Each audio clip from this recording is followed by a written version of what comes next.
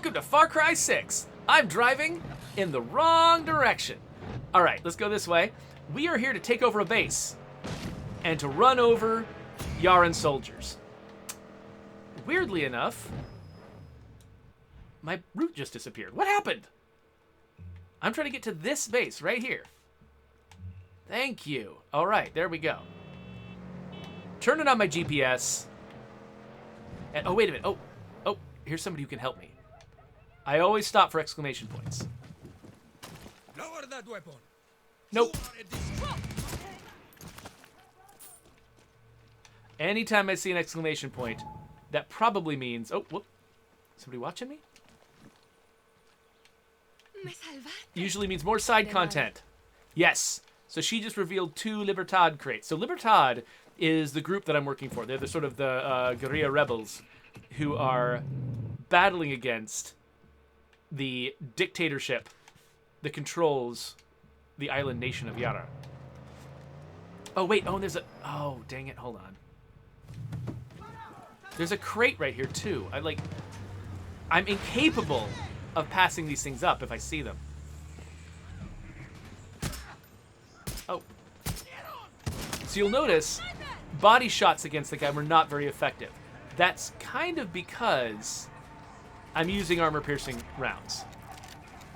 If I wanted all of my misses, all my body shots, to be hyper-effective, I would switch to soft target rounds. Usually, though... Ah, dang it. I'm not doing that great. Usually, though, I play with stealth, and so I've not really succeeded at that here. But yeah, normally I play with stealth, and so that means... Ooh, what's under here? That means I'm usually getting headshots. But when I get into trouble, what I should actually be doing is switching to this pistol, because this pistol is loaded with soft target ammo. Oh, that's kind of sad. Okay, so I came down here because the door to the upstairs... Ah, there we go. Here's the key card. The door to the upstairs area was locked. Oh, there's a bunch of enemies. I can see the red on the mini-map. A bunch of enemies have converged on this place. Ugh.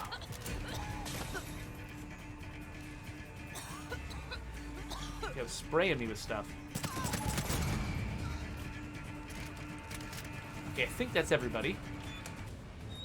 And now we've unlocked this. To pick up our crate. We can... Wait, what's this? I'm definitely going to pull these random levers.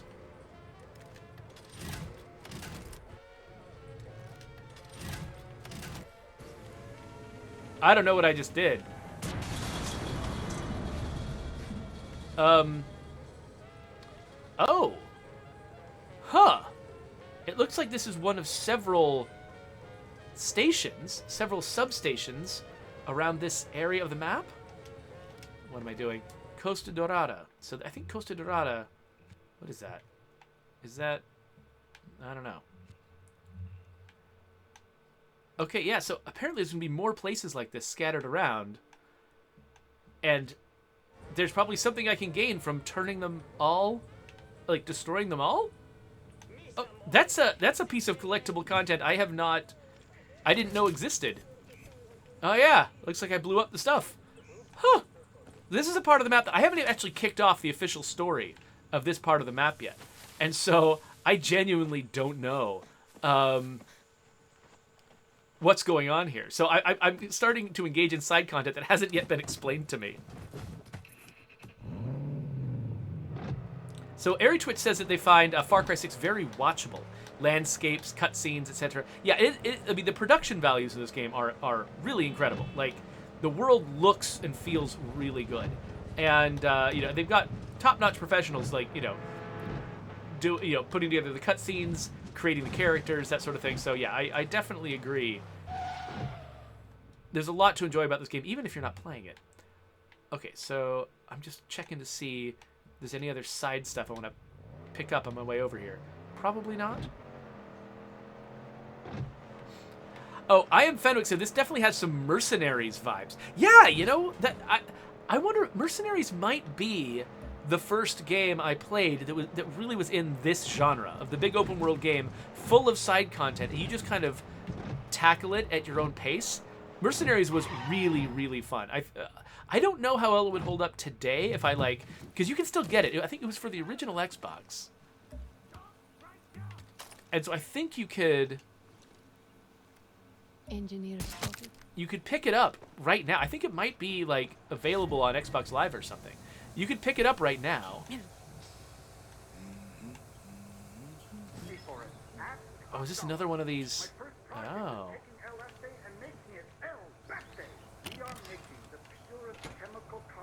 Yeah, so if you wanted to check it out, feel free though. I mean, I don't know how well it holds up.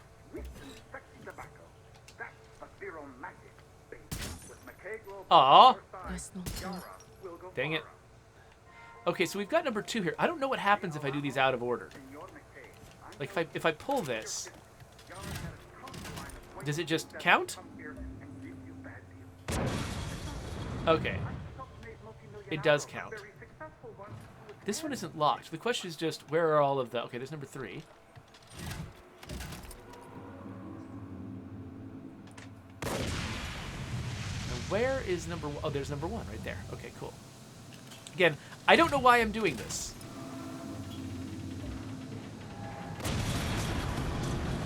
But it must be important. Okay, yeah, so number 1 now, and number 7. And collected some gasoline. Let's hop back in the car.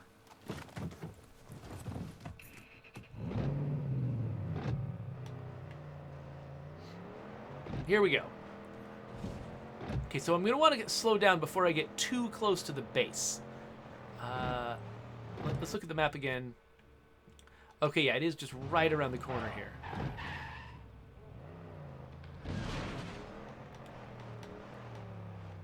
Okay, so this is the base. Clara, I just found a major factory in El Este. I don't know what's happening there, but the smell is burning my nose hairs. Sounds like one of the government's acid plants. Go from making poison and a convenient place to make outcasts disappear. Danny, see if the soldados are holding any hostages there. Okay, had to impulsively take a soldier out because I didn't want him to raise an alarm. Now, usually you want to find a high place where you can get a really good perspective Camera. on the base. This is, I mean, I'm learning some things. This is probably not the best position. The thing that I want to do is make sure that I know where all of the cameras and alarms are, because Better take out that camera. not only are the cameras and alarms really inconvenient for me.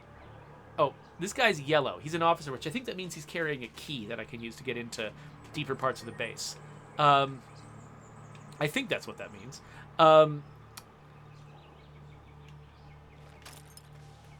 So yeah, that does make it more convenient for me to get in, but there's also, like, if you do this without any alarms going off, there is a resource bonus that you get, like an extra prize for beating the map, for beating the fortress. So I've scouted out. I'm scouting out as many things as I can from the periphery.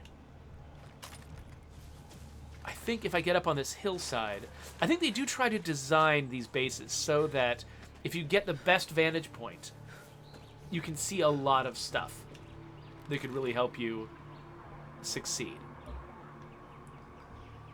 Okay, for instance, so there's an alarm, for instance, over there.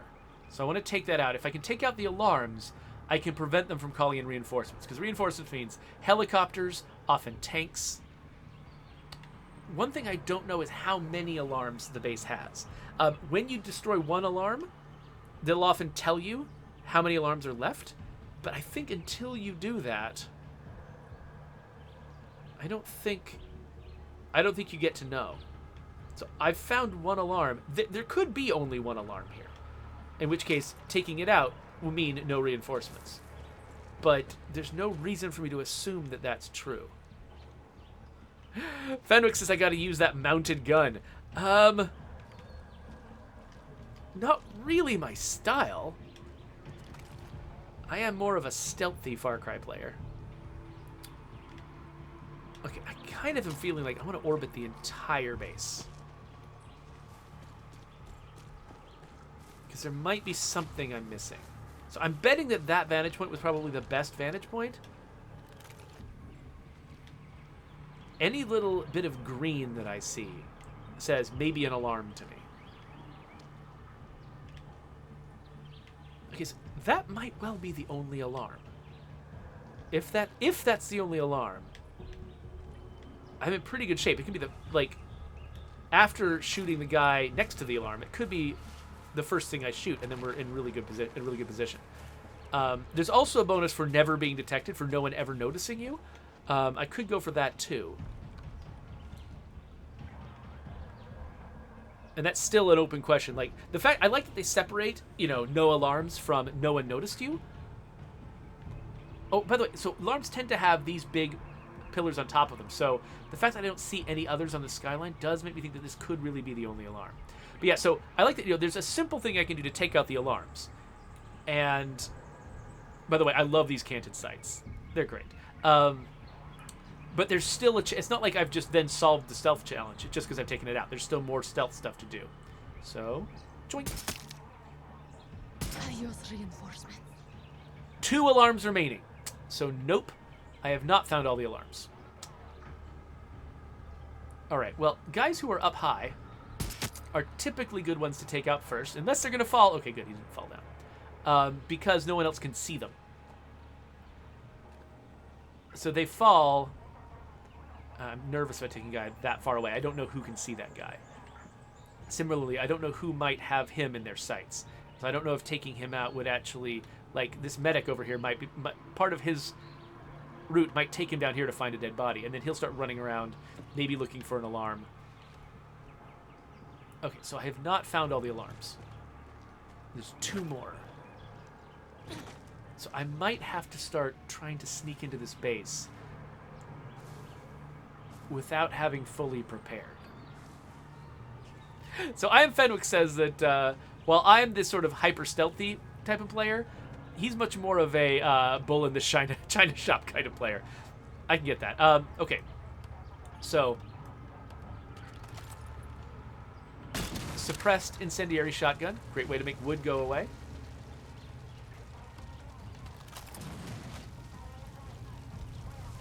Oh, what? No, stop it. I didn't think I was on standing in actual fire. I don't think I'm close to any enemies, but, like, you can never be sure whether you've found everything. Luckily, I don't think fire actually attracts enemy attention like there's an invader.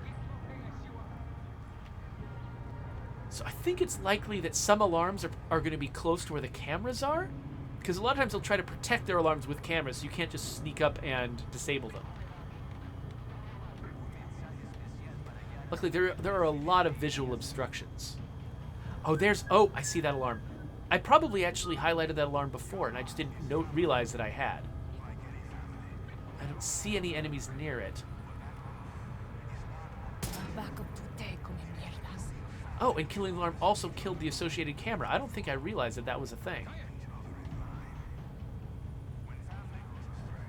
Alright. So there's another camera over here. That might be associated with an alarm. I'm not sure.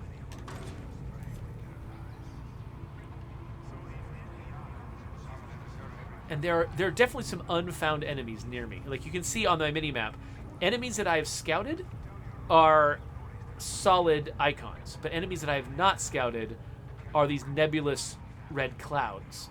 And so the fact there's 2 red clouds here makes me very nervous. They're probably on the roofs of these tanks. That's my guess. So the question is, can I climb up this without immediately being seen by an enemy? Okay, there's somebody in this direction that I haven't scouted yet, probably inside this building. And actually, it's possible that the alarm is inside that building.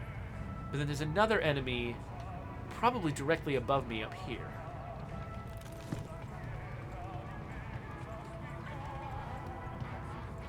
Okay. Oh, there he is.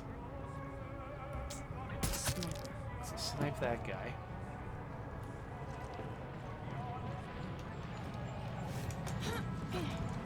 I love how much it feels like, I don't know. I've seen so many action movies where a character is doing exactly what I'm doing, and this just, I don't know, it's extremely empowering. Okay, yeah, so, whoa. Oh, right, that was the, there's a small anti-aircraft thing here that keeps me from just flying in with a helicopter. I have seen almost all of the enemies now. And so I might be able to start just taking them out in confidence that they're not going to see each other. Like if I take out that guy in the middle, for instance, he's the one who's most likely to notice that the guys on the edges have been shot. If I can find a good vantage point. I'm pretty sure that the sweeping laser from the SAM site will only detect me if I am an air vehicle. So I don't think I have to worry about that as a person. Now, enemies will notice if a bullet whizzes past their head. Oh crap, there's a second icon. Wait, where's the... Oh no, it's just the SAM site. Okay, I saw the red icon. I was like, oh no, did I miss an enemy? Are they about to discover the body? But I think it's just the SAM site. Alright, so I don't know... Oh, is that the alarm? Maybe.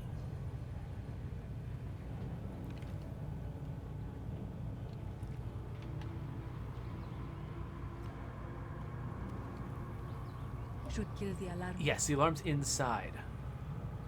Okay, enemies can drive by. I don't know if the enemy inside can notice this guy dying, so I'm going to leave him up.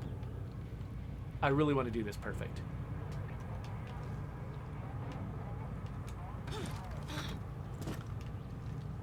He's facing away from me, so I'm in a pretty good position here. So there's going to be an enemy inside here, and I have not yet grokked where they are. It looks like they're probably on the other side of the room. Okay, nobody up on this platform. Good. I can hear the beeping telling me where the alarm is. It's over there. Crap. Okay, that was dangerous. I don't know who can see that person. But that was my last unscouted character. So let's disable this alarm in person rather than by shooting it, which is quieter.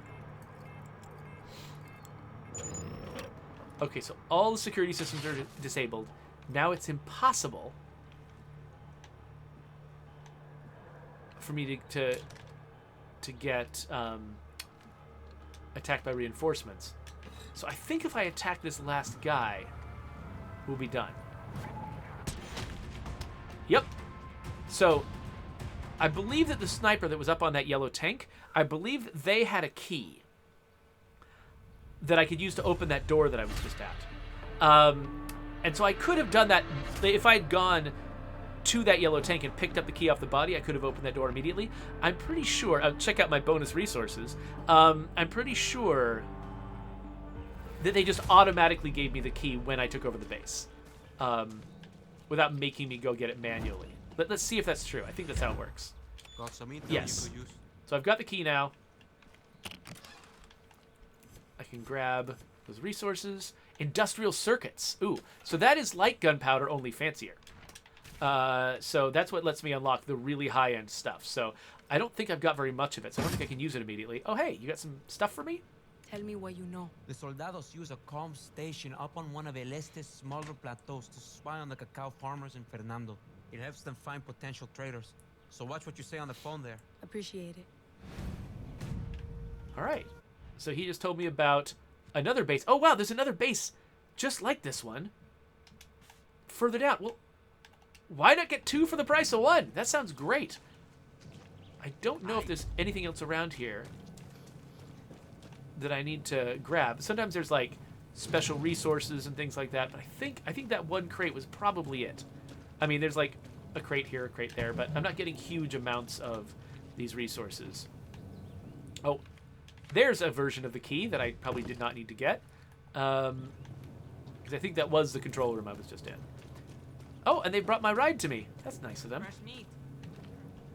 Well, we've got some more time in this episode. Let's go take out another base. And let's see if I can manage to do that one. Oh, gosh. What? Oh, jerks. No chance, traidor! That's fine. I didn't need that ride anyway. All right, let's go. Let's show how collecting vehicles works. I mean, how getting new vehicles works. Actually, oh, let's talk to this guy. No. So this guy is the guy who sells you stuff. So I've killed some coyotes. So let's sell some coyotes to him. Let's sell some damaged meat and some deer meat. So that's causing me to collect these resources here, which I then can use to buy new gear. Thing is, a lot of this gear down here can also be found in the world, I believe. And so I don't usually buy this stuff down here. This I can spend those the depleted uranium on Supremos, which I have not actually talked about Supremos. So maybe I should tell you a little bit about these. Poison gas, explosive ring. But I don't want to use any of these. So your Supremo is like, I'm pretty sure that that's Spanish for ultimate. So the Supremo that I've chosen, because I'm playing solo and I don't always have somebody, I don't like running around with amigos, with companions. So I've got this Supremo. So Supremos are all represented as backpacks. So I'm carrying this backpack that's full of medical supplies. And what that means is if I die once in combat, I can regenerate myself and come back from the dead rather than having to respawn. So that's what I use this one for. I can change it. The other one that I have is the Exterminador, which is it's basically a missile launcher. So I can take out like entire groups of enemies or like packs of vehicles all in one go. But these work like ultimates in other games where, basically in the bottom right corner, you can see this little like yellow icon that fills up over time. Then I hit both of the shoulder buttons together to trigger my ability. So in this case, when I die, I can hit my ability to bring myself back to life again. And so if we get into too much trouble, we'll definitely see that in action. But a lot of them are actually, rather than life-saving measures, they're super attacks. But then you use the attack, and once you've done it, you're probably still in trouble, and then you have to recharge the attack. So it's not like it solves all your problems, but it's really nice. So here's the vehicles that I've collected. I probably want to run incognito, so let's not grab like a big military-looking gun. Let's just grab this ATV.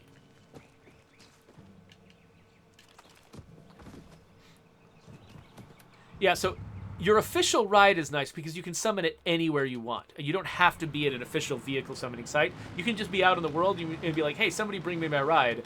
And a guerrilla will drive up in your ride and give it to you. And so they've kind of drawn this line between the stuff you can call in the field, which is that it's got a long cooldown and stuff like that. You can't do it that often, versus the stuff that you can get from having collected just random vehicles. Those can only be gotten from bases or things like bases. Okay, so this place is up on a cliff. Okay, well I grabbed the right kind of vehicle. Ah, horse. Actually, maybe. Okay, next horse we see, we're gonna try to ride it. Because out in this terrain, that's actually probably the best way to go. Okay, so this base is... So, problem with this base. There's no higher point that I can observe it from. Hola. Danny, the farmers in Fernando municipality has been extremely helpful to Libertad. And now they are getting a lot of pressure from the regime every single day. What can I do? You should talk to Senora Toca and see what she needs. She's the president of the farmers collectives there. I'm on it. She just told Libertad that her farmers are about to break our agreement. We really need these people on our side, Danny. Okay, so we've got a bunch of guerrillas down here. They're not going to be much help, though. Alright, it looks like... Okay, here's a spot. It looks like they've deliberately engineered this spot to be useful to me. So let's get off the ATV. Climb up here.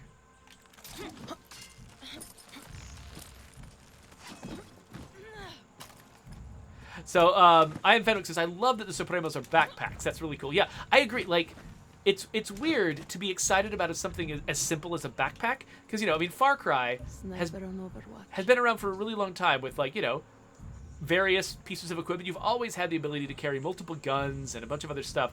And it's hard to, get people excited about the arsenal in a Far Cry game. Because you've seen it before, right? Like, every Far Cry game has got an arsenal. And the whole point of Far Cry is to sort of be like a one-person, army. Not really army, but like, the more ridiculous they make your arsenal, kind of the less Far Cry-y it becomes. And so it's hard to sort of like level that part of the game up and make it feel more exciting. But the backpacks really did it for me. Like when I saw the ads and they were talking about these backpacks you could put on your character to give them a sort of a different type of power than previous. Ooh, it's a tripwire. These are really easy not to notice. So the fact that this base is going to be trapped up is something I have to really pay attention to. Hopefully that didn't make too much noise. So yeah, so I did get weirdly excited about the fact that this game had a new kind of equipment that I could figure into my planning. That camera needs to go. So you'll notice each time you approach a base, Gotta take out that alarm. there's dialogue, sort of explaining the context of the base. Now, because I have not actually started the story of this particular base, of this particular area of the map, I don't have any context for what it is I'm trying to accomplish in this area. So I didn't really understand the dialogue because I'm playing the game wrong. But that's okay. But sometimes that dialogue will actually reveal like a side goal that you can pursue while you're exploring the space. Like I think that there's this blue dot here. I think that might actually be a character that you want to free during the base, taking over the base. And sometimes you'll get extra rewards, I think, for completing those side objectives. Okay, so there's an alarm over here, but I don't think I've got an angle on it where I can shoot it from here. I'm assuming this map is going to have, this base is going to have at least as many alarms as the other place. This seems like actually a more important, more prominent base. Shut your mouth. Oh, sorry. I guess I was talking too much for that guy.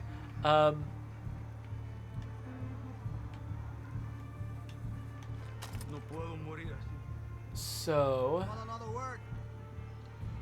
Oh, wait, I hear the beeping. Oh, this is an alarm right here. I need a break. My bladder's going to explode. And is there something in there?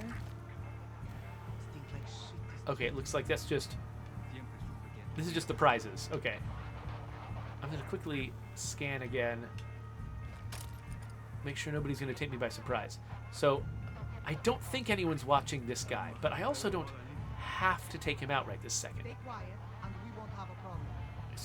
So if I drop down right now, I don't know if this character will see me or not. Oh. Okay. Don't worry about this. Oh. I'm sure that was fine. Okay. Quick, go me loose.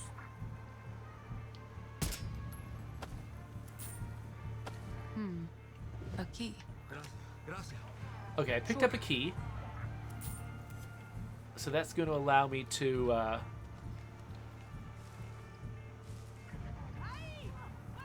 Oh, crap. I just freed that person. And now they're going to start a fight. That's not cool. Now, because they haven't detected me, I don't know if they're going to trigger the alarms or not. But that does make me want to rush those alarms and try to get them turned off. Okay, so they're freaking out, but I think that they might only call the alarms if they see me and not if they just see guerrillas. I'm a very special guerrilla. Crap, now they see me. Okay, so I'm gonna run for that alarm. I'm gonna beat them to it. Oh, my friend is down. Ah! Going for the alarm. Is there still an alarm? Okay, we got the last guy. Whew! That went a little crazy, but we're okay. We're okay. So back to the discussion of ultimates. So I am Fenwick points out that a lot of games have ultimates, and so the fact that this game is adding one too, it makes it really familiar. It's like it's a mechanic that people know how to use once they understand. Oh, this is an ultimate. They immediately know how to use it, and you don't have to explain it in an elaborate terms. But they still made it their own by making it backpacks. They sort of added their own justification to it and made it really feel like it was still part of Far Cry, where it's all about this sort of self-reliant characters carrying their equipment on their back and is able to accomplish a lot very independently. And that's sort of the vibe of Far Cry. Okay, let's remember, there's a tunnel under here. That might be important. Here's a key that I probably already have. Oh, here's a map to some stuff. New caches. Those are the black and red crates.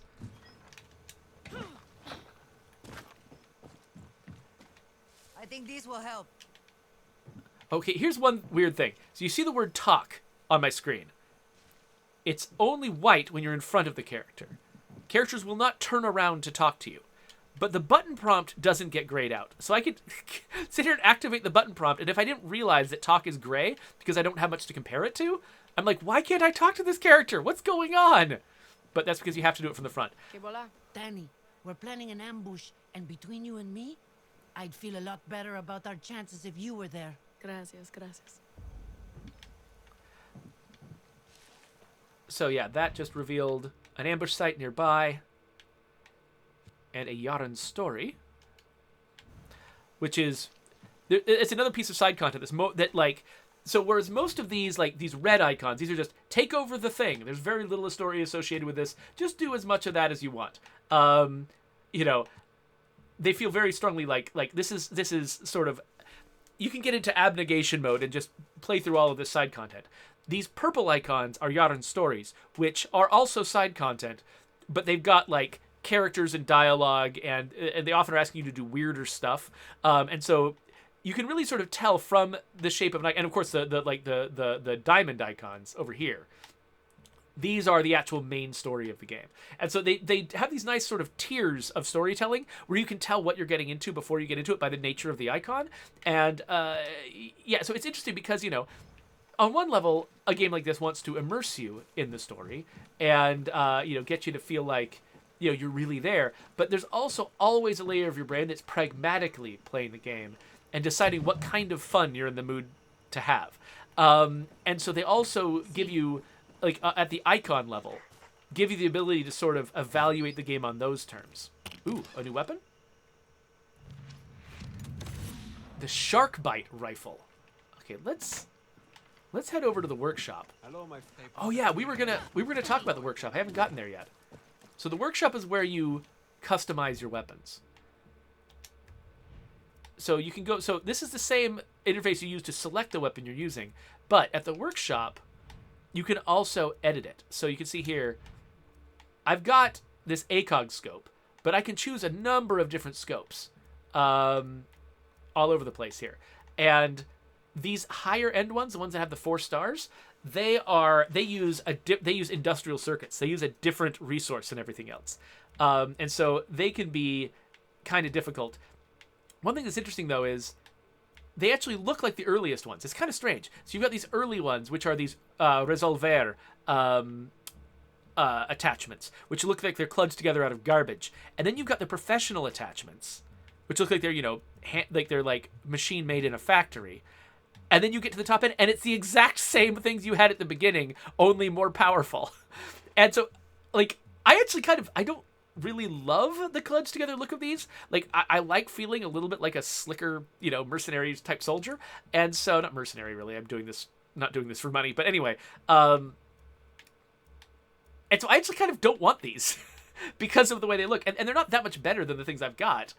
So, you know, I'm just kind of like, whatever. I mean, yeah, it does zoom in just a little bit more than the other ACOG. And what does this one do? So, okay, yeah, so this is 4x, this is 4x, but this one's 5x. So if I got this, I would be able to see a little farther. So let's try it out. I can always change it for the other one if I want to. So let's grab this one. I spent some very valuable resources on that. But yeah, if I wanted to put a laser pointer on this, I could. I don't really love laser pointers, though, so I'm not going to do it. But you'll notice that is a pattern all over the place. Like, you've got your early level Resolver stuff. Then you've got a bunch of professional stuff. And then on the end, the last ones are also Resolver. Which is just, it's weird to me. But... So yeah, so the suppressors, by the way, the suppressor system is actually really interesting. So, you know, each suppressor has got a different combination of things it does. It reduces weapon noise by a certain amount. It impairs your range, which is pretty normal for suppressors. Call of Duty does that too. And then it overheats. So the cost that they put on suppressors is different from suppressors that I've seen in other games. Oh, you can also attach charms to weapons, like this little crab claw, which is having trouble loading in, so whatever. Instead of, like, State of Decay 1 had suppressors wear out, and you had to replace them. State of Decay 2, we just like, yeah, you just use the suppressor forever. Whatever, doesn't matter. What they do is they have suppressors overheat, which means they stop functioning as a suppressor. The end of your weapon starts glowing. You've probably seen that happen in this episode of the last one. The end of the suppressor starts glowing, and it stops quieting your shots. And so basically, suppressors are useful if you're being slow and you're taking enemies out quietly. But if you're just running around crazy, shooting, you're no longer suppressed, and you're attracting enemies. And it kind of happens automatically. So let's actually look at... So we just unlocked this unique rifle here. Let's have a look at it. So it has got a suppressor that is very quick to overheat. It's got a mid-range sight, soft target rounds, and you can't, with these unique weapons, you can't change any of them. It's got an extended magazine and improved suppressor cooling rate. Okay, so that's nice and all. I like my current gun better, so I think I'm not going to switch to the Shark Bite. I'm going to keep this one. But you can see now I've got this like really cludged together looking ACOG sight, and oh man, I don't know if I can use this because somebody just used lipstick basically to draw the crosshair, and I'm sorry, just like in the heat of battle, I need a more precise crosshair. So it was neat to check that out, but I don't want to use it. So yeah, so they've got, that is kind of a problem with this system, is they've got at the highest end, they've got less usable, less attractive things. And so it makes me want to stop halfway up the system, which probably wasn't the intent. So I've got another exclamation point, but I don't know what it's pointing me at. Is it underground? Is that what the tunnel's about? What's in this tunnel?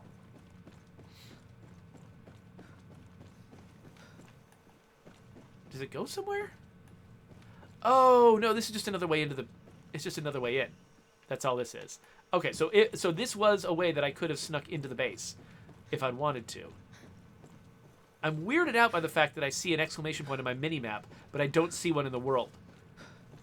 Because that could be a bug, or it could be that there's just something obvious I'm missing.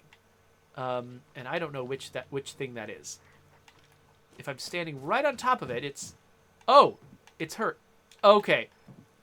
This is... Okay, I think that the latest update to Far Cry 6 actually introduced a bug.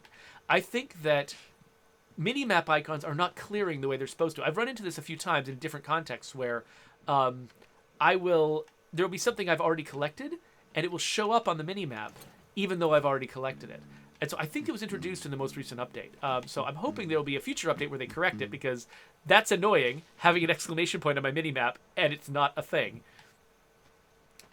All right, so having taken over those two bases, I think we've completed this episode. So the question is, what do we want to do next?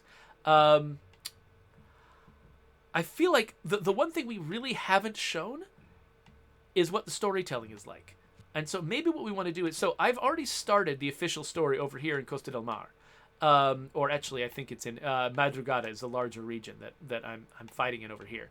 So let's not go to Madrugada because I'm halfway through the story. That might involve some spoilers and things. Let's go to see the beginning of what the story... So basically, the way the game is structured... Actually, I'll explain the way the game is structured at the beginning of the next episode. So we'll talk about that in just a second. Let me catch up with the chat again real quick and see what if I've missed anything that people wanted to say.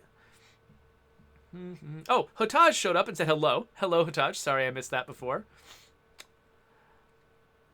Yeah, so I'm Fenwick suggested that it might be nice if it was possible just to select what type of appearance you wanted. Like basically, if they had two parallel tracks of your Resolver stuff and your professional stuff, and there were equivalently good things at every level, then you could just sort of decide which aesthetic you were into. And if you like the clubs together stuff, cool, go for that. And if you like the professionally machined stuff, go for that.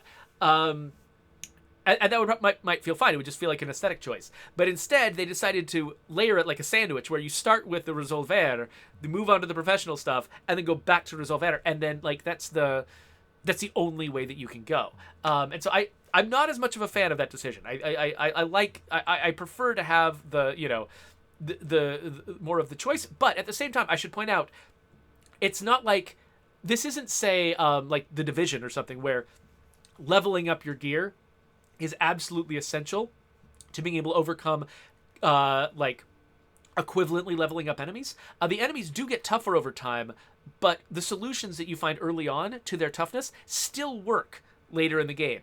And so I'm actually not feeling any pressure to upgrade my weapons all the way to the maximum and get into the aesthetic zone that I don't like. So even though part of me is like, I feel I have this sort of questionable feeling about how they stacked up the aesthetics of the upgrades, they did the right thing for like if they're going to give me that situation, making it so that the actual value of the upgrades mechanically is fairly flat, where I don't need to grab the top level upgrade in order to function as a player of the game, is great. So that means that basically I do sort of have an arbitrary choice over which tier of upgrades I want to have, because I don't absolutely depend on going all the way to the top tier. So that's actually really good. So I criticize it just a little bit, mostly just because I'm thinking about, like equipment upgrades in the games that I work on. And I want to notice when something is a little less compelling.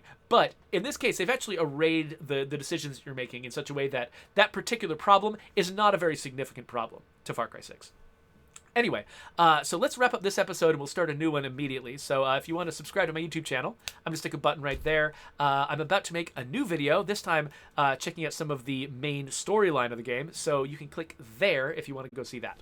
And we're going to make that right now.